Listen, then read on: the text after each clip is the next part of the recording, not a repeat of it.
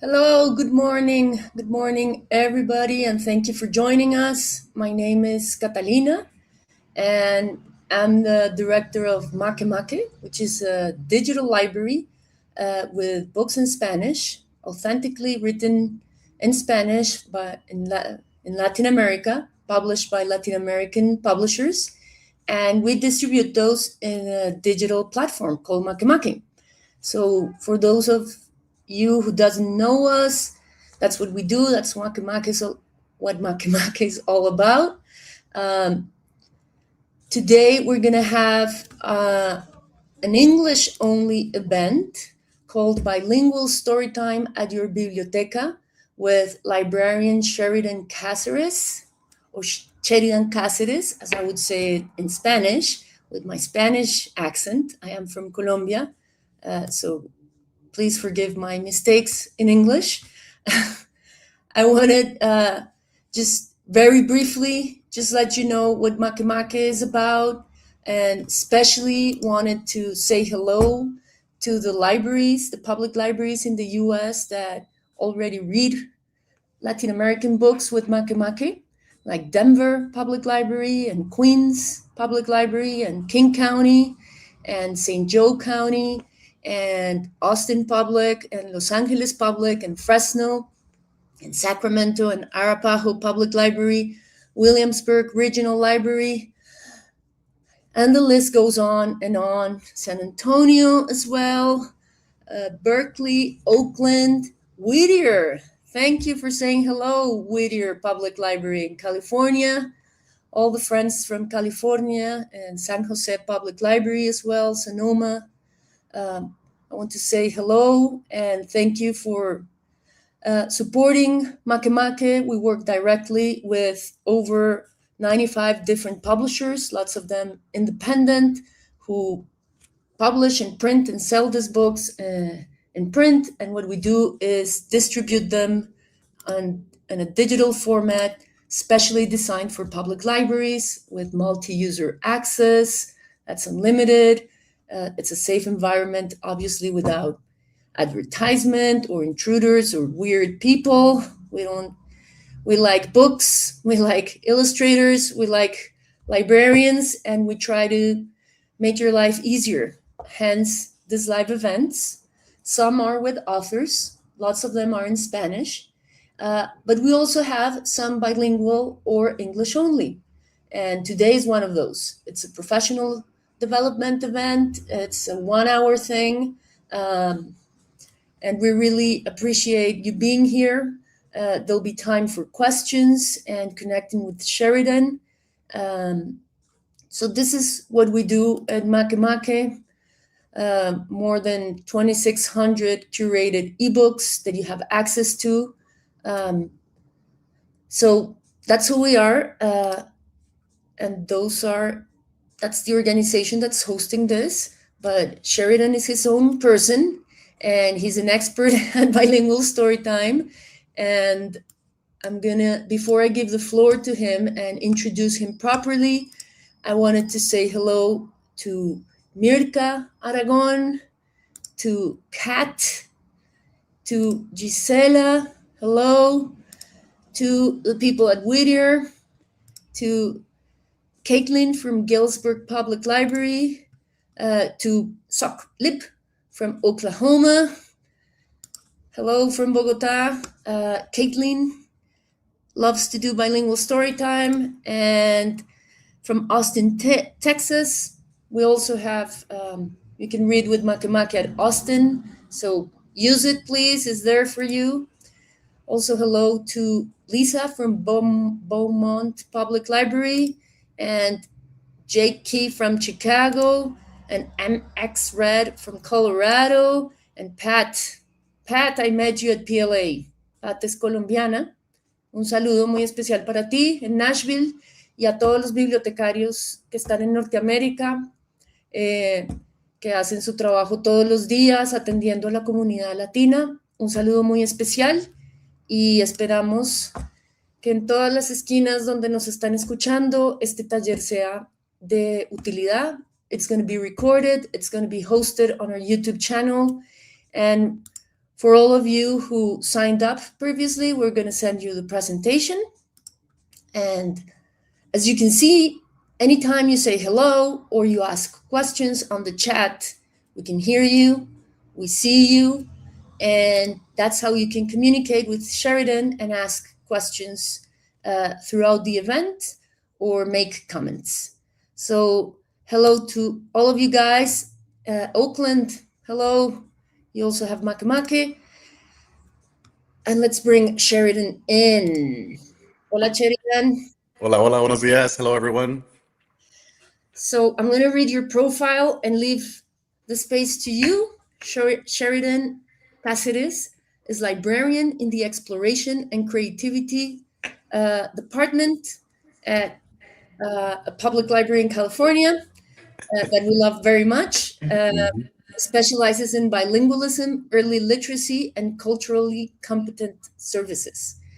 He has presented nationally on translation and cultural competence for early literacy at conferences including Reforma, ALA, CLA, and teaches bilingual storytime workshops through Cal Academy, ALA e-learning. And in June, I'm going to share the link with you guys. In June, he's going to be hosting a workshop at Library Juice Academy, and you're more than welcome to join. So he has an MS. What is an MS? A master's degree? Master of Sciences. Master of Sciences in Library and Information from University of Illinois, and is the president of the Reforma chapter for Los Angeles. Thank you so much for being here. Muchas gracias y un saludo a todos. Yeah, thanks for having me, Catalina. Hello, everybody. What we can do is, I'm Sheridan. We can start the presentation and let's take it from there. So this is Bilingual Storytime at your Biblioteca with me, Sheridan Cazarez. Soy bilingüe. This presentation, though, is primarily going to be in English, just FYI. But if you have comments in Spanish or you want to chat about anything in Spanish, yo feliz de hacerlo. Happy to be here. And yes, woot woot, UIUC. So a little bit about me. Catalina went over this pretty much everything that's here. But yeah, I have my master's from UIUC. I'm a Spectrum Scholar. I have a bachelor's degree in Spanish that I got at California State University, Long Beach. And so there I really kind of worked on translation practices and the histories and literatures and politics of the Iberian Peninsula and the Americas. As Catalina mentioned, I have a 6-week course coming up in June with Library Juice Academy. So if you like what you see here today, consider registering for the course because we're going to be covering these topics a lot more exhaustively across 6 weeks in that course. And I'm super proud to serve with Reforma. Last year, I served as the logistics co-chair for the conference that took place in Long Beach, California. I'm currently the president of the Los Angeles chapter. And I also run a website, bibliocuentos.com, where you can go and hear me sing bilingual storytime songs that I have translated myself or have translated with my colleague, Luisa Aleja, who works in Long Beach, California. So let's keep moving right along. This is the agenda for today. We're going to go over some learning objectives. We're going to talk about foundations for bilingual storytime, texts. And so texts are going to be selecting texts and evaluating texts, some challenges and opportunities, and some discussion. This workshop doesn't really have a sing-along portion, which I really, really love to do. But if you visit my website, you'll see a bunch of videos there of me singing songs so that you can use them in your libraries. So our learning objectives for today are going to be, I hope that you walk away with the ability to integrate theories from pedagogy to enhance your bilingual storytime approach and delivery. And you'll see what those theories are in just a few minutes. To be able to locate, evaluate, and prepare texts for Spanish bilingual storytime programming. To arrange texts for bilingual storytime that balance the needs of the community that you're serving, but also your skill set as a presenter.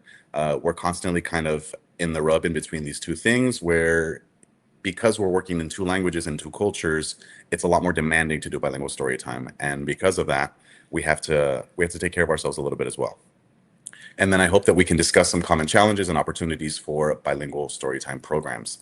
The website is bibliocuentos.com. Thank you so much, Catalina or Maria, who just added it there. Okay, so let's get into some foundations. The first one that I want to bring in is a theory from the field of pedagogy. It's called Pedagogies of the Home. This is a theory that was posited by Dolores Delgado Bernal. And the idea for this theory is that communication, different practices, and learning from home serve as a base that serves students as they navigate education. Dolores Delgado Bernal was a scholar that studied, obviously, education and how students navigate school, and specifically Latino women navigate school with the lessons that they learn from home. This theory, I think, is super important for us in bilingual storytime because what we're doing is that we need to include elements from our home cultures in the library to make the storytime relevant to the communities that we're serving. So in practice, what this does is that it brings elements from our cultures directly into the library to create safety, to create understanding, to mirror the home, and to validate knowledge produced in those spaces that are outside of traditional academic spaces. For example, in Long Beach, one of the things that I did when I was doing bilingual storytime with my colleague Luisa is that we decided that we were going to bring in elements that were completely from the places where we lived. So we started to bring in papel picado. We started to bring in, I made a felt that was of limon siete and mazapanes and un gusano, piñata felts, different things that sort of harken back to those home environments, because what it did was that children were able to recognize, and parents too, were able to recognize, oh wow, this is literally my culture on the stage, and it's being presented by a brown face at the front of the room. And so that's super important to reposition the library as not a space where people come to learn in English and come to become assimilated, where they can actually acculturate in their own culture within a space that would traditionally exclude them. Pedagogy of the home, super important. It's really important to bring in those elements from your home cultures into the library, and then actually create props for story time that reflect those colors and that calor and that different culture that isn't represented necessarily within the library, because the library is just a building and a collection and the staff. But if you're the one bringing those things in, then all of a sudden the library is repositioned into a multicultural space just by these elements. Translanguaging is another theory that I would love to point out. This one, there's a ton of scholarly work being done on translanguaging, and that has been done on translanguaging. That's continuing to evolve. What I want to point out is Sarah Vogel and Ofelia Garcia talked about translanguaging as developing both of the named languages that are the object of bilingual instruction, precisely because it considers them in a horizontal continuum. As in, one language is not above the other, they're being developed simultaneously and in tandem with each other. As part of the learner's linguistic repertoire, rather than as a separate compartments in a hierarchical relationship. Oftentimes in education, one language is used to scaffold and learn the other being English, right? So we talk about students as being English language learners. And that is a little bit of a subtractive ideology. In story time, what this means is that we honor both languages through communication, stories, knowledge, and learning, as we do all of those early literacy practices in story time: read, talk, sing, write, play in both languages. I really want to point out that for the purposes of bilingual story time, Spanish is not a vehicle to learn English. We are not treating children as if they need to master English. It's Spanish in and of itself for us is a worldview. It's an end in itself. Improving your Spanish is part of the point. You know, I think that all of you understand that. And so because of that, the translanguaging approach kind of makes it so that we aren't necessarily pointing toward English texts as being the text that needs to be mastered, or the text even in which learning is done. You can learn in Spanish, you can learn in English, you can pick up a concept in Spanish, communicate it in English, and then write about it in Spanish or sing about it in Spanish. And the fact that you can switch back and forth in between those languages while maintaining both grammatical structures is what makes the translanguaging approach really powerful for bilingual storytime. This is another theory from the field of pedagogy. There's a ton of work on it. If you just Google it, you'll find tons of articles that talk about how to apply this in the classroom. And then it just takes a little bit of work for you as a librarian to then turn that and apply it in the library. The last theory that I want to point out is the theory of cariño. So when me and Luisa first started doing bilingual storytime in Long Beach, we sort of had this sense that we were taking a long time to develop the material. And we were doing it very carefully. And the word that we started to use around it was cariño. It wasn't until later that I started to put together presentations around this that I found out that cariño is actually being talked about in the field of education, in the field of pedagogy. Um, there's quite a few different scholars that have done work on it. One of my favorites is Ángela Valenzuela. And so what this means is that we need to take extra care, obviously, to produce programs for our community that are high quality and that are reflective of our community, and that it's going to take a little bit more time. It might also mean that you need to advocate at your library for programming for the community, including bilingual story time. One of the first things that happened to us when we first started trying to put this out there was that people would say things like, oh, well, nobody's going to come, right? And so we had to kind of push back against that. And then it turns out that people did come. And it was one of the most highly attended programs at the library during the time that we were doing it. So it might take a little bit of advocacy. It might take a little bit of extra time planning because you're working in two languages and you're trying to produce these props or these custom things using pedagogies of the home and bringing those things into the library. It might require greater input. Maybe you need a longer marketing campaign to get bilingual story time numbers and attendance that you'd want to see. It might mean that you get out of the library and walk around in the neighborhood and hand out flyers to the businesses and go to the schools and extend yourself a little bit personally as a professional. And that's what cariño is going out of your way to try to produce something where the community feels like they're welcome, right? Some of the scholars that talk about this are Lili Bartolomé, who talks about cariño being incorporating students' primary language and cultural values into the school culture and curriculum. Ángela Valenzuela calls it authentic caring, where she says nurturing and valuing relationships is really the ideal part of being a school teacher. Tamara Babouf-Lafontaine talks about politicized mothering, which means advocating for and struggling with students. And super famous Paulo Freire talks about armed love, where educators advocate for their students, combat systemic inequalities, and then transcend even grief or illness for the purposes of creating well-being spaces in personal and professional spaces. So this is something that's been around at least since the 70s. And I think that for our community, especially considering what we're going through right now in this country, it's really important to treat ourselves with some cariño and to get that cariño to show up in the programs and services that we're offering Latinos in the library. Okay, so this is something that I whipped up super quick. Obviously, story time in and of itself, we talk about the 5 practices, right? Read, talk, sing, write, play. We talk about the 6 early literacy skills, which are, phonological awareness, print motivation. We do a lot of modeling in story time. I'm going to read from this direction to this direction, or modeling for caregivers, and then it's just fun, so recreation. The idea is that you're taking these 3 theories, and there are more that are possible, and weaving them into your existing practice to create something that is uniquely yours and uniquely reflective of the Latino experience, our biculturality, the way that we speak as bilinguals within the library.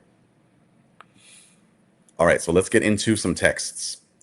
First off, I'm going to talk about finding books.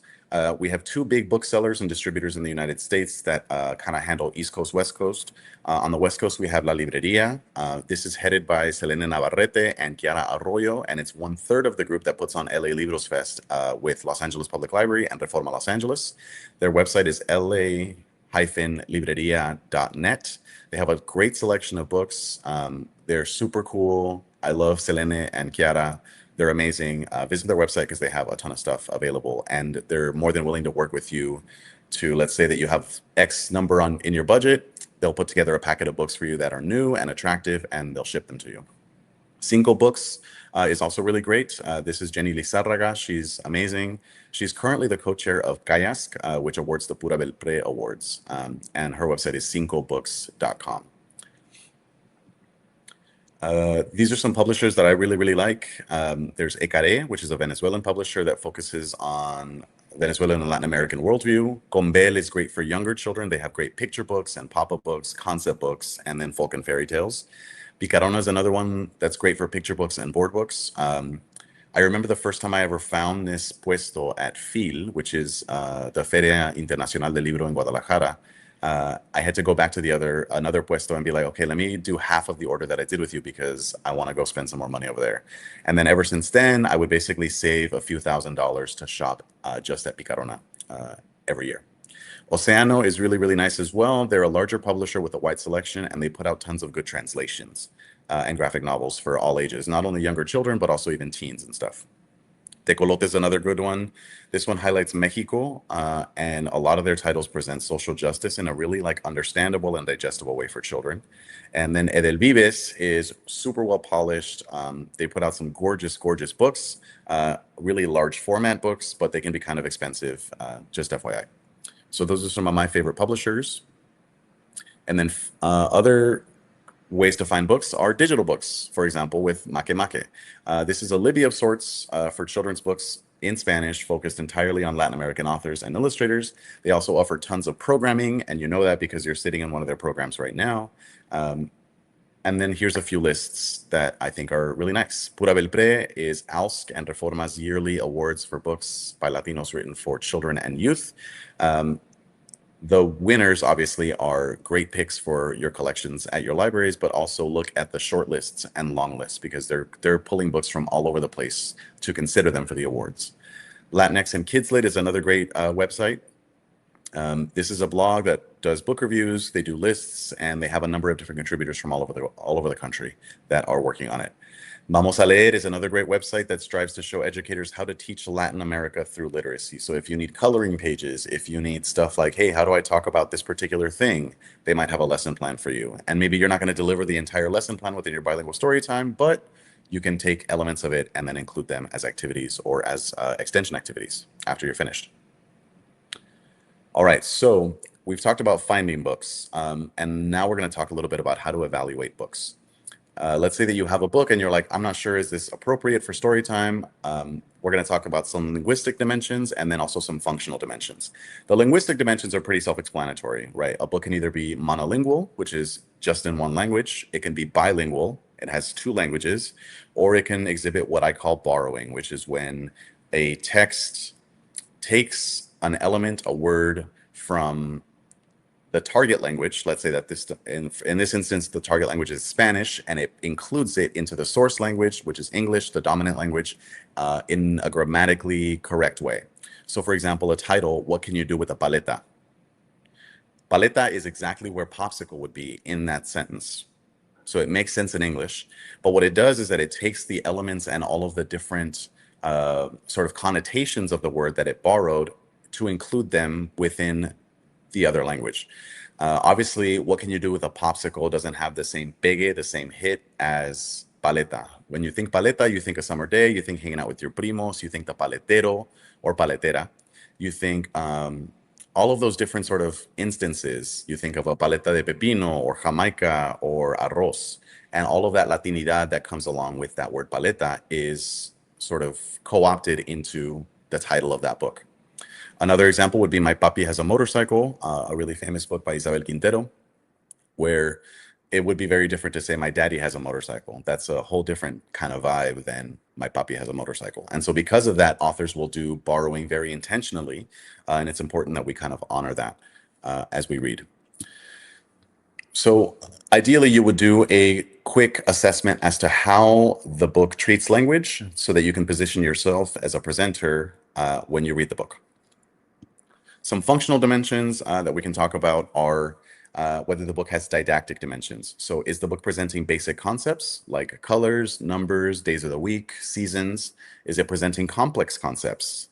For example, the biography of a particular personality in history, or science, or emotions?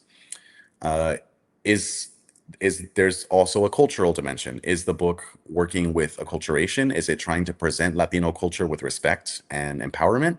Does it challenge the ideology in this country that Latinos are criminals, or that Latinos are lazy, or that Latinos don't succeed in academics? Is it presenting our culture in a way that is respectful and with dignity? Does the book present an element of biculturality? Does the book talk about being from two places, or speaking two languages, or navigating different spaces? And does it do that well?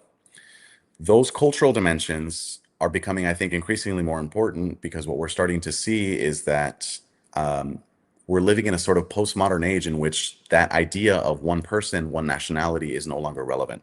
And it's never really been relevant, but now we're starting to see really that it's decaying, and we need texts that support that so that our kids can understand that they need to be able to navigate these spaces well. The last dimension that's functional is corporeal. So books oftentimes will ask kids to follow along or use their hands in a certain way. That would be a fine motor dimension. Maybe you were reading an Eric Carle book that talks about moving your neck or standing up tall. Those are gross motor skills that are going to develop as the kid reads the book. Vocal dimensions, books often that are a call and response require children to produce language. That would be a vocal dimension. And then some books talk about emotions and developing them with others, and that would be a socio-emotional dimension. So, for example, I might select a book for story time that is English only, so I know that it's monolingual, but it presents a beautiful story, and it's about being Latino in the United States. It's up to me as a professional to decide whether or not that book is appropriate for bilingual story time over a book that might be bilingual, but doesn't make any comments on culture and teaches the days of the week. So one of them, obviously being bilingual is good for bilingual story time, and it's got a basic concepts sort of didactic dimension. But is it better than a book that is monolingual, presents our community with a lot of dignity, and creates a sense of being Latino in the library? Those are the choices that you're going to have to start to weigh out as a professional as you start to evaluate text for your bilingual story time. There's nothing saying that you can't include both, and ideally you would be including texts that are teaching concepts to children, but also presenting our community with dignity and compassion. So this is what I was saying just a second ago. Text should display linguistic appropriateness for story time and richness in at least one of the dimensions that we covered, ideally more than one. A great book for bilingual story time would have a bilingual linguistic dimension. It would present a basic concept, let's say the months in the year, and it would do so through a culturally appropriate lens. For example, maybe presenting the months of the year for all the different festivals that we have in Latino America. That book would be great for bilingual story time. It's got the linguistic dimensions covered, it's got a didactic dimension, and it's got a cultural dimension. And maybe it has a little jingle or a little thing that you can call out every single page, which would include a vocal dimension or a fine motor dimension, right? Ideally, you would be checking off multiple boxes for every single title that you're reading in story time to make it a super rich program for kids and for adults as well. Okay, so let's say that you have a great text, maybe it's in a single language, and you need to prepare it a little bit for bilingual story time. One of the things that I used to do a lot is translate a text before getting to the storytime floor. So I would take an entire book and I would make a table in Microsoft Word or Google Docs, and I would include the page numbers, and I would go line by line of the book and translate the entire thing. I would print out that page and I would tape it to the back of the book. So the text on the inside of the book was in a single language, whether that was English or Spanish. And then I had the other text, the translated text, taped to the back of the book so that I could be reading it as a presenter on the back cover of the book as I'm presenting to the kids and to the audience at story time. You can also, if you don't want to take that approach and just want to talk about some of the key vocabulary words, is just translate just the key vocabulary. The thing with that, though, is that if you are translating just key vocabulary, you want to do a lot of extra reading so that you have all of the adjacent vocabulary to discuss. For example, if you're reading a book about monkeys in Spanish, right? And you know that the word for monkey is mono or chango, depending on where you're from. And then a kid says, well, what do changos eat or monos eat? And you don't know the word for plátano, you're going to be in a tough spot. So if you're going to translate just the key vocabulary, you also want to do a bunch of sort of adjacent reading so that you have a lot of vocabulary in your lexicon around that particular topic, and you can respond to questions in both languages because you know the vocabulary, even if you aren't presenting it to the children necessarily. If you're going to translate songs or rhymes, take a special care to translate rhyming structures to make sure that the syllable counts match into the melodies, and that you're carrying over the units of meaning and also the hand motions that are necessary for that song or rhyme. I have a whole week's worth of lecture on songs and rhymes translation. If you want to take the class, it can be really hard, but it's also really fun when you produce something that's like really serviceable for story time, and then you're like, oh my God, I did that, and it's really fun. You can also do some sight translation. This requires a huge lexicon. Sight translation is the practice of taking a book that might be in a single language, reading it in English, and then actually producing it in Spanish. So you're taking it into your eyes in English, translating it super quick in your head, and then putting it out in Spanish. This requires a huge lexicon in the target language, the language that you're actually speaking, because you need to be able to quickly size up the words that are there and then put them back out. For children's books, obviously, it's easier than it would be for an adult book, but it still requires a huge set of vocabulary. My recommendation is, if you're going to try this, tackle the verbs first and then use context clues to remind you of the nouns. But it's really tough. It's very stressful. If I ever do a sight translation for story time, sometimes it's super easy, and then other times I'm really sweaty at the end just because of the amount of effort that I'm putting out to just even work the languages. I would recommend that you set yourself up, create tools for yourself. As I mentioned, if you're going to do a pre-translation, print that document out and tape it to the back of the book. You can use stickies on the pages to remind you of key vocabulary, or on the back cover of the book. You can put a screen or tape something to the wall behind the audience for yourself to remind you of the different sort of key vocabulary words that you want to hit in story time. Set yourself up for success. It's your story time, and you can create tools and set up the room so that you can be successful as a presenter. And then obviously practice pronunciation. If you're not perfectly bilingual, you want to really hit those pronunciations. Spanish is really good because all the vowel sounds are the same and all of the consonant sounds are the same. It has a shallow orthography, so you can be really sure that the sounds that you're going to be making from the printed text are going to be the same every single time, which is really nice. Okay, let's talk about arranging some texts. So this is kind of my master plan. This is the outline that I use all the time. We start with an opening, and that could be a hello song. It could be obviously a bienvenida, some kind of thing. Then we get into a finger play or action song. I typically do 2, and then I repeat everything 2 or 3 times in both languages.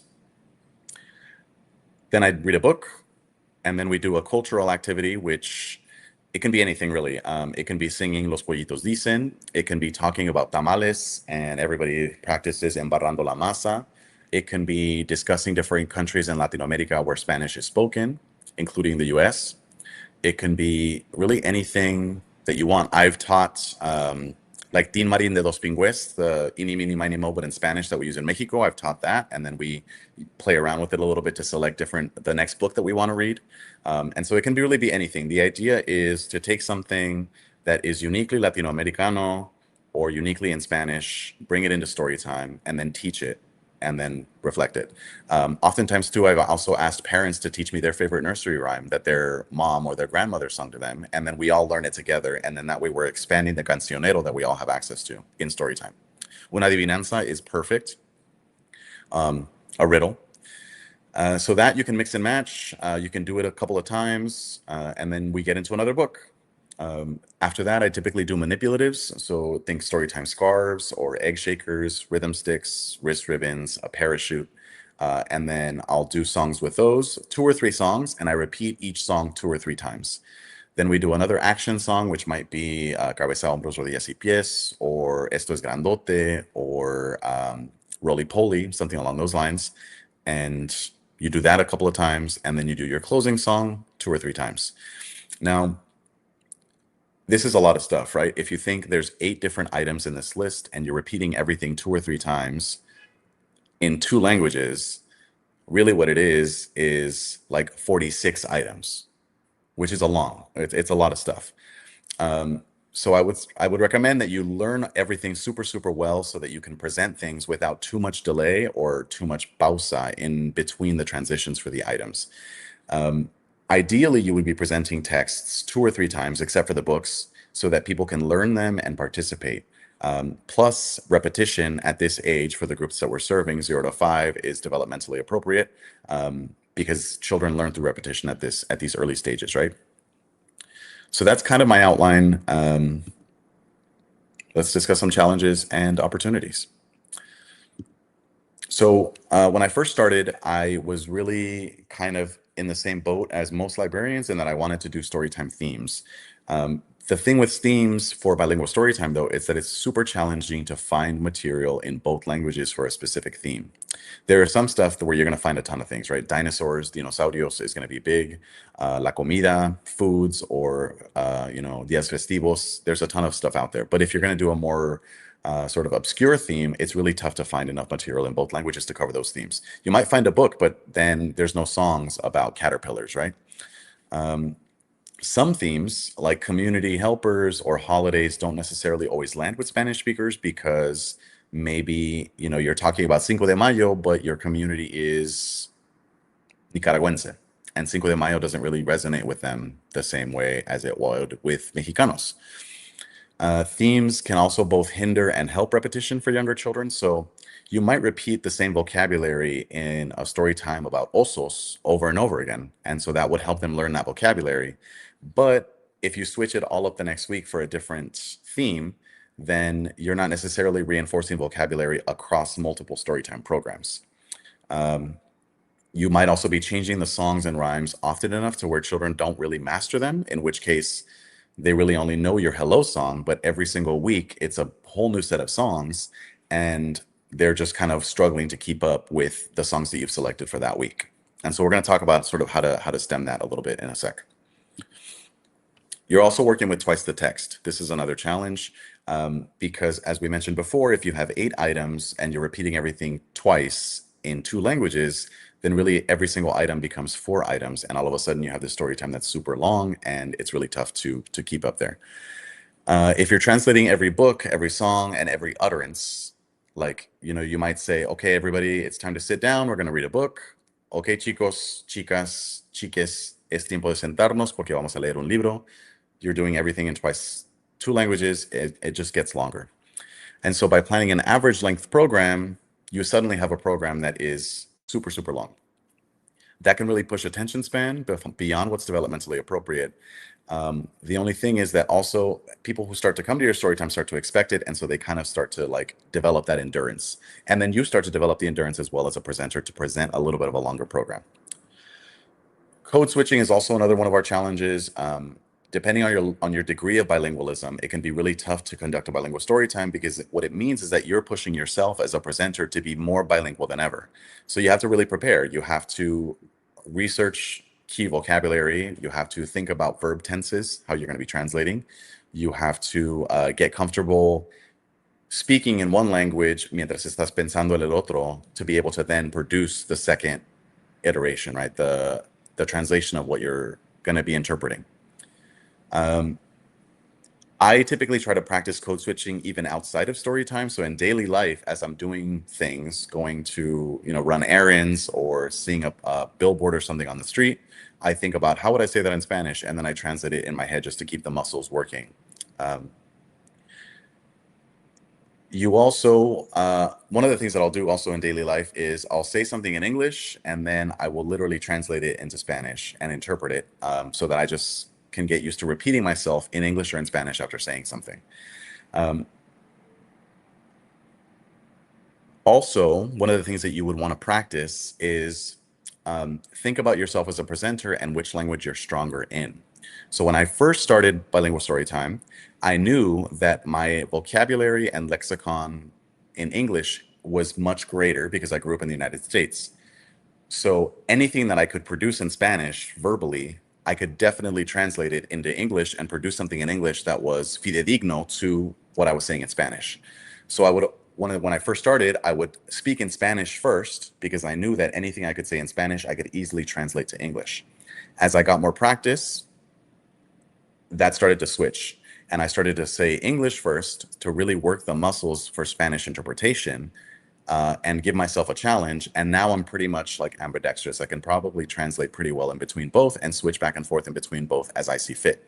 So think about yourself as a presenter, which language tienes más dominio, and then that way you can actually position yourself as a presenter so that you're not stressing yourself out saying something in English that you don't have the words for to translate into Spanish, if that makes sense. Literacy in English and Spanish, for us, at least, is going to be an opportunity because we're not necessarily teaching children to read, we're strengthening early literacy skills. And the beautiful thing about early literacy is that it is pretty much identical in every language. So we're still talking about phonological awareness, print motivation, letter knowledge, background knowledge, all of that stuff. All of that is identical in English and Spanish. So for us, it's an opportunity because it means that what we're doing in either language is strengthening those early literacy skills, and we don't have to worry too much about doing something in Spanish that we couldn't be doing in English, or vice versa. The difference with literacy in English and Spanish comes into play when children learn to decode, as in when they start to be able to take printed text and produce vocal sounds from it, because the two languages display different orthographic depths. Orthographic depth is the difference in between what the characters that are printed on a page and how those characters produce verbal sounds. So English has a really opaque orthography because letters can have different sounds depending on their combinations. So for example, in English, the A can sound like A, or it can sound like ah, or it can sound like depending on the consonants that are around it. And because of that opaque orthography, typically when we're teaching children to read in English, we emphasize exceptions to the rule so that children can spot them and be able to produce sound appropriately for that particular spelling, for that particular orthography. Spanish has a shallow orthography, which means that every single letter and every single sound produces the exact same sound every single time. So there's a one-to-one correspondence in between a letter and the sound it is going to produce. In Spanish, the letter A always sounds like A. The letter E always sounds like E. The letter K always sounds like K. The letter L always sounds like U. There's no change in between those orthographies. And so because of that shallow orthography, it's a lot easier to learn to decode. Some opportunities for you, the presenter. I would say that you can do a quick little sort of like triage for yourself and think about what your strengths are. I'm not super great, I'll admit it right now. I'm not really super great at picking books for story time. I pick books that I like, and then sometimes they land really well, and then sometimes it's a complete fail.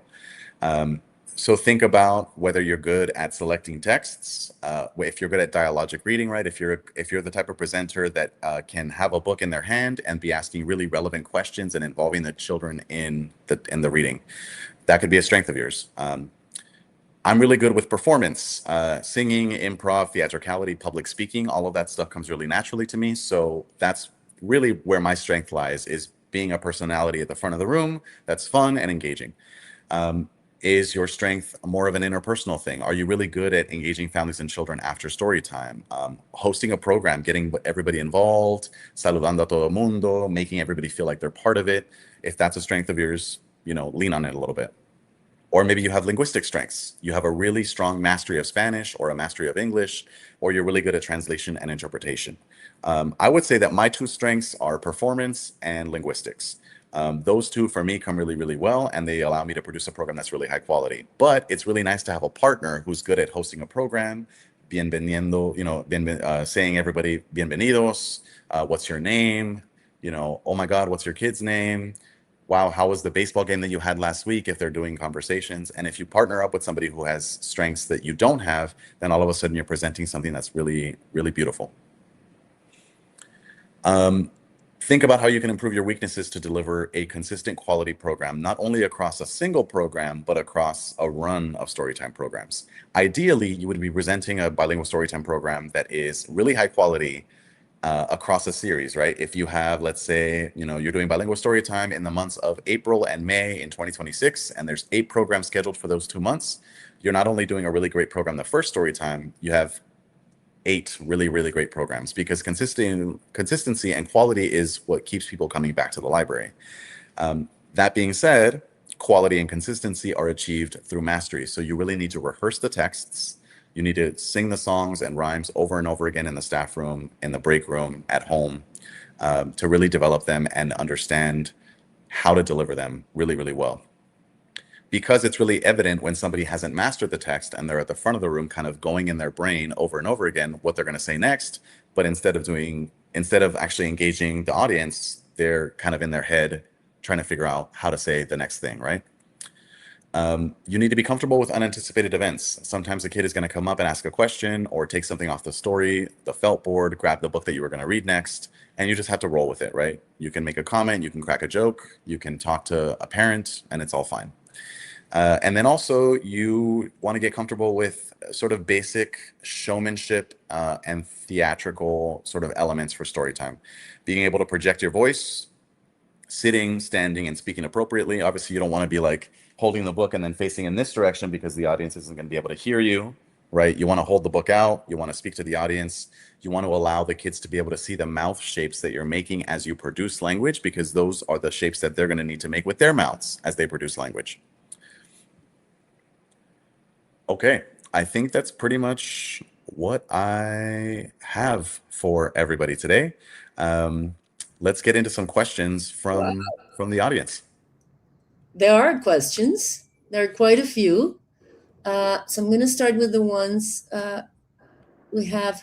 First, a comment from Mirka about your work. Yay! Bibliocuentos is the website that we mentioned. Sheridan's is right here, in case for those of you who didn't see it. So here's the first question by Sok. Do you have a specific example in mind that would be a book in English that would highlight Latin communities? I don't typically find a ton of books in English that highlight Latin communities. I can tell you, like, my papi has a motorcycle. There is an English and a Spanish version, but the English version includes Spanish words in the book. So if you are English only, if you only speak English and you read something like that, it'll highlight Latin communities not only with the characters, but also because they're actually passing through, like, I think it's Boyle Heights. They're passing through Boyle Heights and they're stopping at, you know, the paletero, and they get some ice cream and they do this and they do that. And so you're seeing the Latin community in the background through the paisaje of the book the entire time that you're reading. Yeah, I can't think of something like immediately, but if you look at the lists that I mentioned, or even like the Pura Belpre webpage or MakeMake, you'll see some books that highlight the Latino community.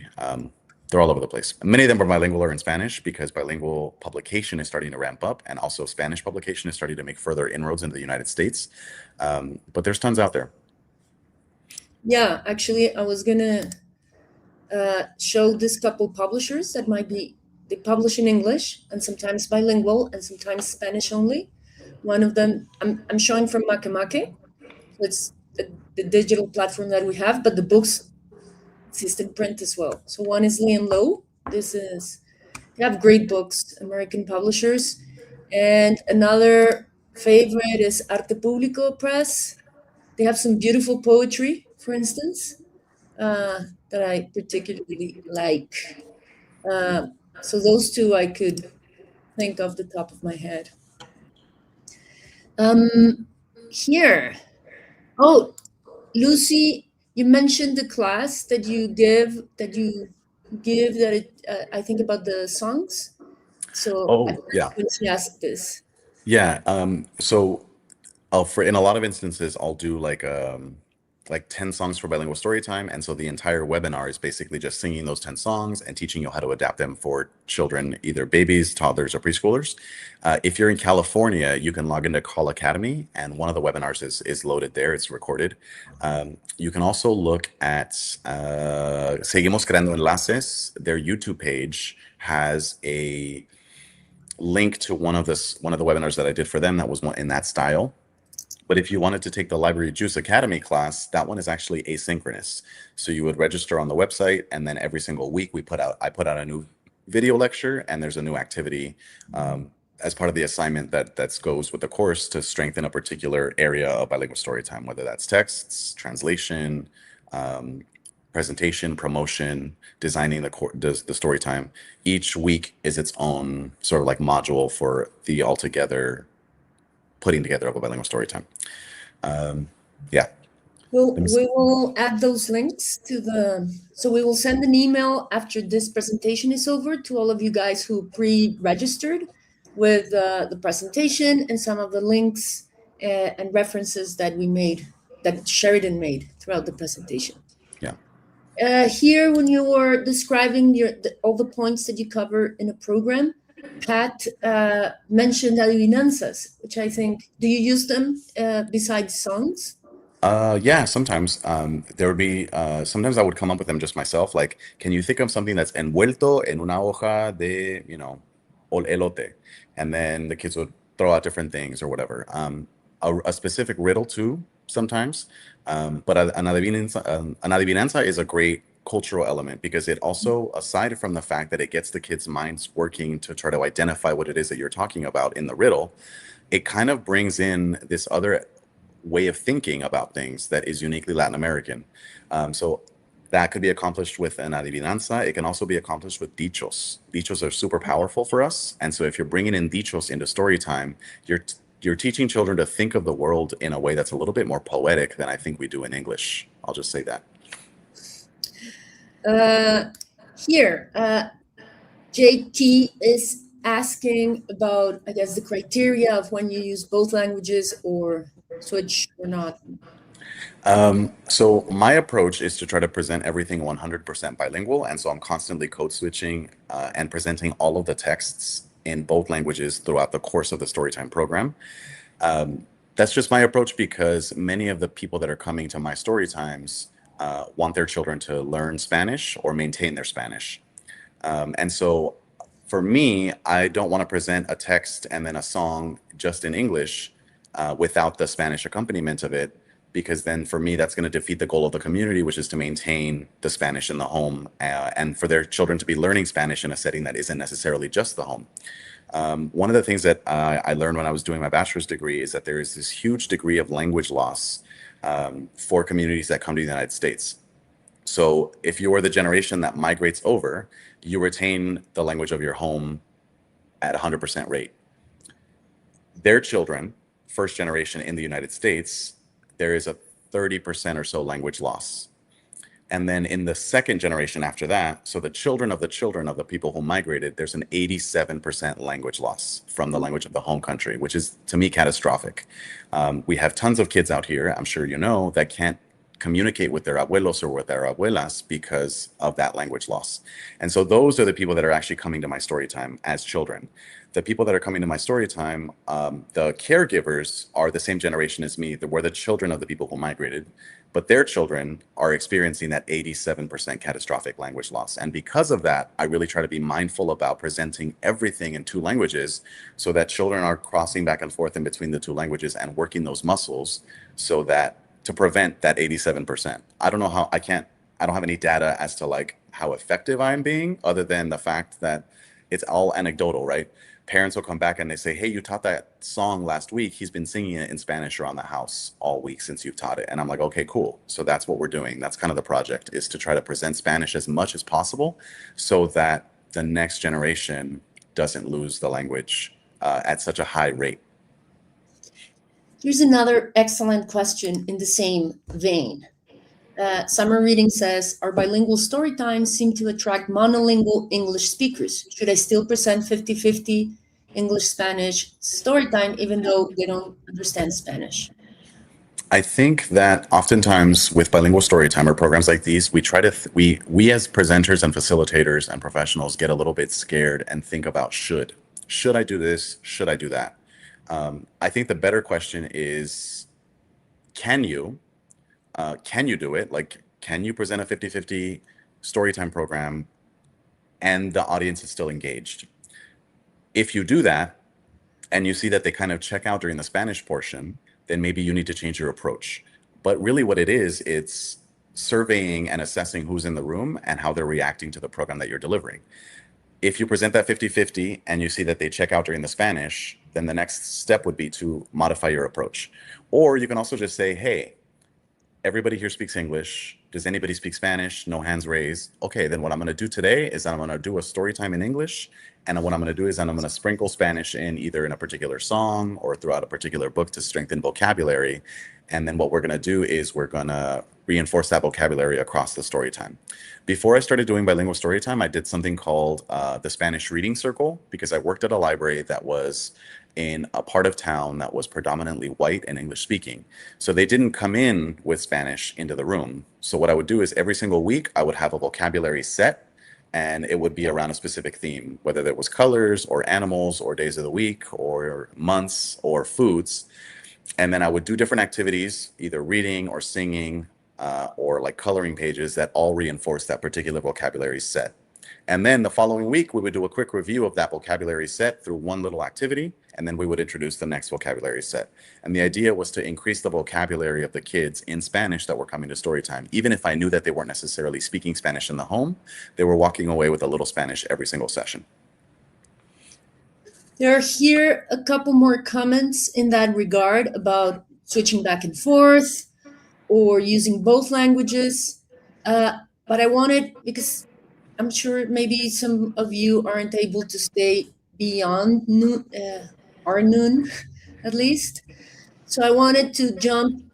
I'm showing the comments here about how they do it at Austin or other questions, but I'm curious about this one, about the presenter or the librarian being English only and maybe wants to give it a try. Okay, so I'm going to say something a little bit controversial, because you'll see a lot of webinars, and I've seen a lot of webinars that'll be like, learn how to do bilingual story time, even if you don't speak Spanish. And the truth is that it's just not possible. I hate to say that because obviously we're librarians and we want to serve everybody. But if you don't speak Spanish, it's almost impossible to produce a program that is not only linguistically sound, but also culturally appropriate. Like it's exceedingly difficult. I hate to say that, but that's just kind of my feeling on the matter. I also have seen webinars where somebody will say, well, if you don't speak Spanish, find somebody in the community who does, a volunteer, or maybe one of the support staff at your library, a clerk or a page, a shelver, speak Spanish, and you can partner with them. That is also another model that is put out a lot. My feeling on that is that unless your co-presenter is making the exact same salary as you are for the hour that they're presenting bilingual storytime and for all the hours of preparation for bilingual storytime, that model to me is a little bit exploitative. Especially if they're a volunteer from the community who's not making any money to do the exact same level of work that you are doing in the library. I'm not sure that that's necessarily aligned with my feeling about being labor conscious and paying people what they're worth, especially since they're doing cultural work in the library. So yeah, in short, I don't think it's possible. And I'm sorry that I had to say that because it doesn't sound nice. I have a question I've had for a long time. And Mhm.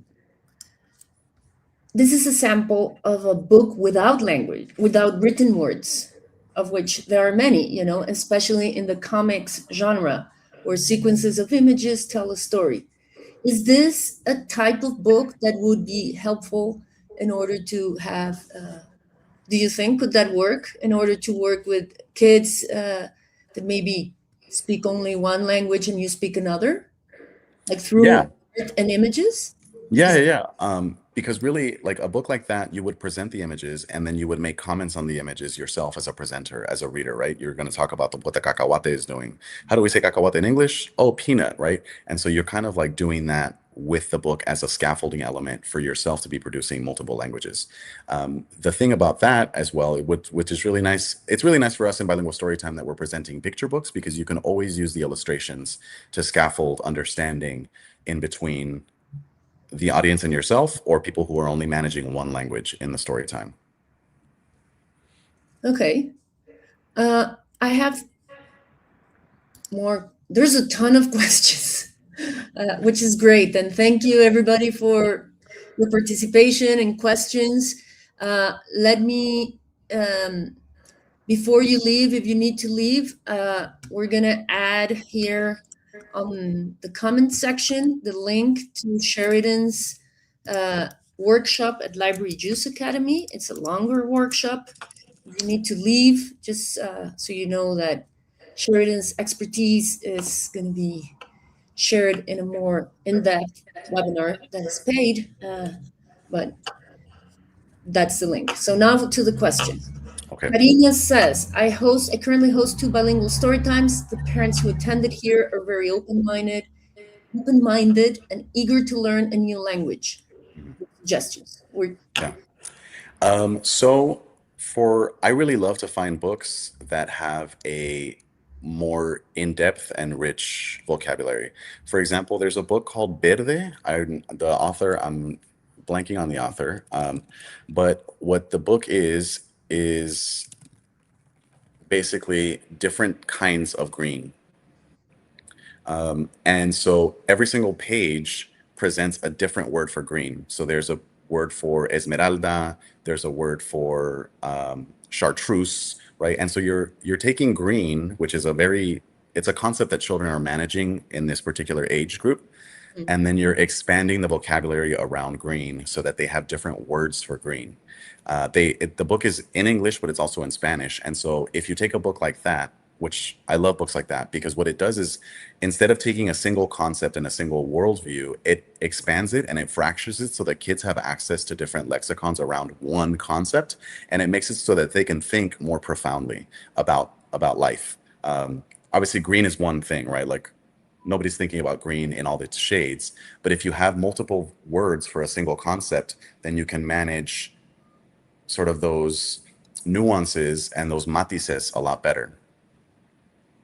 Okay. So yeah, green. Here's another question, a little different. This one's very practical. What's the best time for programming story time? That's really, really hard. When I first started, I would do it during the week at like the standard story time, right? So like librarians love to do story time on a Thursday and Friday morning at 10 a.m. But I don't know what it is, but we do. And every single other branch in the system was doing story time on Friday morning at 10 a.m. And so my story time ended up kind of getting lost among all the different offerings. So then I started doing it Tuesdays at 3 p.m. The school that was nearby got out at around 2:40. And so parents would go to pick up their older children from school, and then they would come to the library to bring their younger children to story time. And then the older children would be doing their homework. And that worked out pretty well for a while. I had a dedicated little group, but then all those kids that went to that school graduated and went on to middle school. And then I was left with nobody at that age, and I had to start all over again, which is fine, whatever. But then one of the things that started to happen was that I started to do it during the weekends. And so my bilingual story time ended up being the only story time at 11 on the weekend. I didn't do it at 10 because I figured that people were just sort of starting to wake up. And so, on a weekend, on a Saturday, you're not trying to wake up super early. You sleep in a little bit. And then by the time that you get up and give the kids their breakfast and get the kids in the carriola and make your way to the library, it's a little bit later. So I started doing it at 11. And we started to get really big crowds. I think that you just have to be willing to try different things. And if something, like I would say, do something for a few months. And if it doesn't work out, then switch. And if it does work out, then cool. You kind of like got it. Sometimes though, something will work out and then something changes in the community and then you have to start all over again. So you just have to be comfortable with like adapting all the time, I think. Here's another great question about age group, which touches a bit on what you just said. Ages and choosing appropriate books, and Yeah. I would add to this question. Well, just answer that. Okay. So that's the same ages that I do, 0 to 5. You have to be willing to adapt the texts. So, for example, one of the things that I would do is if I found a book in English that I really, really liked and I wanted to have it for bilingual story time, I would produce a translation myself. But if I knew that there were sentences in there that didn't really add anything to the story and were just kind of there, I would just cut them. And so I wouldn't produce them in the translation, and then I wouldn't read them aloud in the English reading of the book either. You're a professional, and you can make decisions, and really the power is yours to manipulate the texts a little bit to make them fit and appropriate for the audience that you're serving. We're lucky though, because 0 to 5, there's so many great books out there for that age group. And more are coming out all the time. Like when I first started, Leo Libros wasn't even a thing. And now Leo Libros is like a juggernaut, right, of Spanish publication. At the time, Canticos wasn't a thing either. And then Susie Jaramillo developed Canticos, and that took off. And so we're seeing more and more momentum in that age group for publishing in Spanish and bilingual publishing. So there's a ton out there that I think would serve you. But if you find something that you really like, manipulate it, adapt it, cut it up, switch it up, move things around, because you're a professional. Why not? As long as you're not disrespectful to the author, I think you'll be fine. Okay, I think that answer would also serve Daniel's question. My question would be, have you tried doing programming or activities with kids a little bit older, after Mhm. 5? And how would that work, or what was your experience? Yeah, so typically with older kids, there's a certain point, I think, past like second grade where they kind of get a little bit more self-conscious. And so if you try to sing with them a song, they're kind of like, oh my God, this is like baby stuff, right? And so with them, I focus more on the book itself as an object, and I start to sort of like sort of integrate a little bit of media literacy. Like, why do you think that the author chose this orientation for the book versus like landscape versus horizontal, or sorry, landscape versus vertical? Um, why do you think that they chose to use these end papers in the book? Why do you think that the illustrations go all the way to the background, to the back cover? Um, and start to engage with the book as an artifact more. And then with them, I also try to prepare at least some kind of an extension activity, whether that's a craft afterward or a word search or a coloring page, to sort of take the elements of the book and produce something that's real after the story time. Because for me, at least, story times for older children are a lot shorter because you're just focusing on the book itself, because they don't want to sing the Itsy Bitsy Spider when they're in fourth grade. Um, which is fine. I don't want to sing the Itsy Bitsy Spider either, but I do it because, you know, I work in the library. Um, and so I would say that if you're doing it for older children, you would focus more on the text and extending the concepts that are presented in the book, whether that's a particular historical figure or a particular cultural element or a particular concept, you know, whether it's scientific or mathematical or socio-emotional, and then taking that into an extension activity to continue discussion around the topic for the older kids. I have another question. How do you, I mean, you have the kids coming to the story time, which is amazing, but the kids come with parents or adults. Yeah. Do you have strategies for engaging those adults in other things of the library that could serve them as well, and maybe, integrate them to other services, the adults? Yeah, one of the things that I used to do a lot is that I would prepare slides with all of the lyrics, and the slides would be projected behind me as we sang the songs. And so I would change the slide, the parents could, everybody could see the lyrics behind me, and then we would all sing together. But I would also have what I call, I would call them commercial breaks. And so we'd be like, all right, we are interrupting this story time, you know, a quick commercial break to tell you about a craft program for adults that we're having next month here at this library or at another library, or you know, we're interrupting this as a quick commercial break to tell you about a festival that's happening in the park you know, in 2 weeks.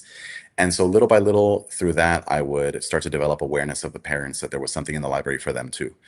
Sometimes it wasn't always a program or an event. Sometimes it was, hey, did you know that you could use your library card to get access to museums for free in the city? Now you do know. Here's the link to the website. All you need is a card. Enter your card, and you can see all of the different museums that you can enter for free with your library card. Sometimes it's a service, sometimes it's a resource, sometimes it's an event or a program. But yeah, I would just take a little commercial break and talk directly to the parents, and then we get back into the next song. No biggie. Okay. Here's there are more questions. There are comments as well. So I'm gonna try to show comments, because comments are different than questions, and so that everybody hears. Uh, oh my God. Okay. Here, I love that you mentioned storytime themes, because that has been our most challenging. It hasn't been possible, but I do love that you share your storytime outline. I do have a follow-up comment to this, Mirka, because I used to do storytime themes, and then I saw something on Jaybrary, that storytime blog with the two librarians. I think their names are Dana and Lindsay. They're in Canada, and they started adopting more of a storytime flow model. And so what you do with storytime flow is you might read a book on bears, and then you say, "Oh my God, those bears were so silly. Did you see how they ate that? I don't know, concha." And now we're going to read a book about conchas. And so what you do is you choose different elements that aren't related thematically necessarily, but you as the librarian link them together based on a single aspect that carries you over to the next text. So if you're interested in that model, it's a lot it's a lot easier to do that for bilingual storytime, I think. I would Google Storytime Flow, Jbrary, and you'll see how they structure their story times, and then you can just adapt it for your bilingual story time. And it makes it a lot less stressful than planning a whole entire theme with multiple texts around an entire theme. Here's another comment about the themes and what you mentioned about the differences between, I guess, Latin American specific experiences. Mhm. But what things do you think Latin Americans would share, as opposed to, yeah, Cinco de Mayo might be a very specific references. Mhm. Do you have ideas or that maybe could join the Latin American experience? I obviously we have so much that pulls together Latino America. Most of it is not appropriate to discuss in bilingual story time for children 0 to 5, right? Like things like colonialism, all of that stuff. But I think one of the things that we can point out, and I try to be very mindful of pointing out, is like, hey, look, this book might not be about your experience. We're reading today about Dominicanos, right, and what they eat and the songs that they love. But what you can always point out is how we can appreciate each other. And so maybe I'm not a Dominicano, but I have friends that are Dominicanos and I love them. And because of that, I can appreciate these foods and these songs and XYZ, right? And the opposite can also be true, right? Like maybe I'm a Salvadoreño, but I love Mexican food and love Mexican cumbias and love Mexican fiestas and quien sabe qué más. And so we're going to appreciate them as well. It's really tough to bring in, I think, Latin American experiences into the United States because our culture is so the United States has a lot of soft power, and so we're constantly projecting out our cultural sort of hegemony into the rest of the world. And it's really, really difficult to say this is uniquely Latin American and it's going to resonate here because so much of what's going on in the rest of the world has already kind of been, it's already integrated American soft power and American cultural projection into what it is, you know? But that's a whole nother topic. Yeah. Indeed. Here, Pat, she has participated a lot. This was her comment about the language, which again, I guess there are many approaches, and she says we do a story time called Cuenta Cuentos, and we do it completely in Spanish, and our English-speaking patrons love it, and we promote it as an immersion. Yeah, So that's great. this, That's a great model. Yeah. I think that you like if you're gonna make a choice and the choice is made and then you find out that the community loves it, then to me that's a victory, right? If you're saying that it's Spanish immersion and people are coming and they're enjoying it and they're picking up some Spanish along the way, like that's beautiful. I think do what works for your community, do what's productive for your community, and I don't think you can ever go wrong with that, you know. oh, look at this question. Have you ever incorporated MakeMake books in your story time? Yeah, one of the great things about the setup that I had at the Long Beach Public Library when I worked there, at the main library in downtown, was that we had a huge screen and an iPad that was connected directly to that screen wirelessly. So what I could do is I could load up I had the MakeMake app already in the iPad. I would select a particular book and then I would project it onto the screen behind me as I was reading it along. Everybody could read along the screen. Sometimes I would read with the iPad. Sometimes I would read the screen itself and actually like point to the words as I was reading them. But yeah, MakeMake books are great. A lot of them have animations or sounds, which would be really fun for the kids too. Yeah, all the time. Yeah, our experience here, what we see here in Colombia in the public libraries that we work with is just what you described. People, the screen is used to share the book, so it can look bigger. It can look bigger, and then they read together, and then they can stop the reading, ask questions about the illustrations, what's going on, what do you understand, and so on. Yeah. Here, Marcela asks, how do you decide which Spanish variation to use? Uh, Yeah. do you want to answer Yeah. that, or Yeah. Yeah. So because I have been taking Spanish formally for so long, I started taking Spanish in the 6th grade, like Spanish classes, and then continued all through high school. I took AP Spanish language, AP Spanish literature. I got a bachelor's degree in Spanish. A lot of it was very standard Spanish. And one of the things that you started to see in the time that I started the bachelor's degree and finished it, there was a lot more publication around this is the standard Spanish and this is the standard grammatical structure. But if you're in this community, you might see this. And that is perfectly appropriate to use within those communities, as long as you're in those communities. And so there is a huge variation in the way that Spanish is presented, but there isn't a huge variation in the way that Spanish is structured. One of the things that happened in 1492, aside from Christopher Columbus and all of that stuff, and the expulsion of the Jews from the Iberian Peninsula, was that Alejandro de Nebrija went around the Iberian Peninsula and literally wrote down Spanish. He interviewed people as to how they were using verbs, the tenses that they were using, how they were using the subjunctive, how they were structuring the object and the indirect object and the subject of the sentences that they were using and making. And he wrote down everything and he called it La Gramática Española. And because we have Spanish is one of the only world languages that actually has like a manual for it. And because of that, it's remained remarkably consistent grammatically, not only across a huge area geographically, but also across time. 500 years later, we're still using the same grammatical structures that they were using in 1492 and the same syntax and the same morphology because of that manual. So even though the vocabulary might be different or the pronunciation of words might be different, depending on the way that they're stressing different syllables, the meaning is still there and the meaning is still transmissible and understandable by not only the speaker, but also by the listener. And so one of the things that I mentioned in Bilingual Storytime is, hey, I'm going to say this word, and that's a regionalismo mexicano. The standard is this word, but today, for the purposes of Storytime, we're going to say this word. Or it might be the opposite, right? One of the things that we say a lot for chin is barba, barbilla. But in a Storytime song that I have that includes the word chin, I say menton because it rhymes with porton. And so I needed to say menton, which is the standard Spanish for chin, to make it rhyme and be viable for the song that I was singing. And so I just mentioned that. Menton is a word that you might not hear, but it's standard for chin, and we're using it today in Storytime.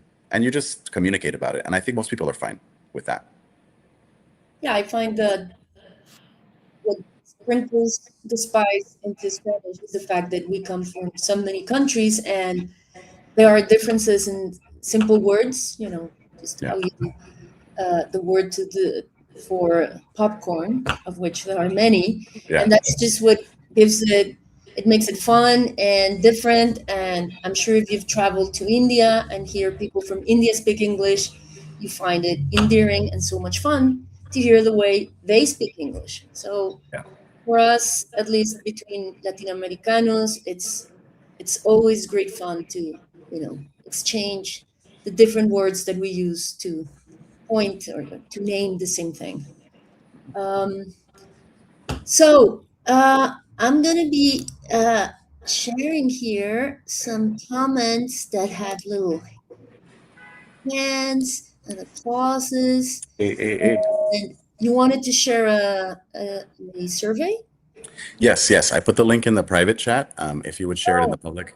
I just wasn't able to sign into YouTube for some reason through StreamYard, so I don't have access to the chat. So, Paula, if you can, here's the survey. We're going to share it on the post-conference email as well, so you can get some more results or answers. Yeah. Thank you, everybody, for joining. Thank you, Sheridan, for sharing your expertise, for being so generous about what you do, what works, what doesn't. Muchas gracias a todos y todas los que participaron, por tomar tiempo de su jornada laboral, for taking time off your working schedule to learn or discover a new perspective on something that you already know and do. Thank you so much. Gracias, Sheridan. Gracias a todos. Que tengan una bonita tarde. Nos vemos. Feliz día, feliz mañana, feliz de todo. Bye, everybody. Chao.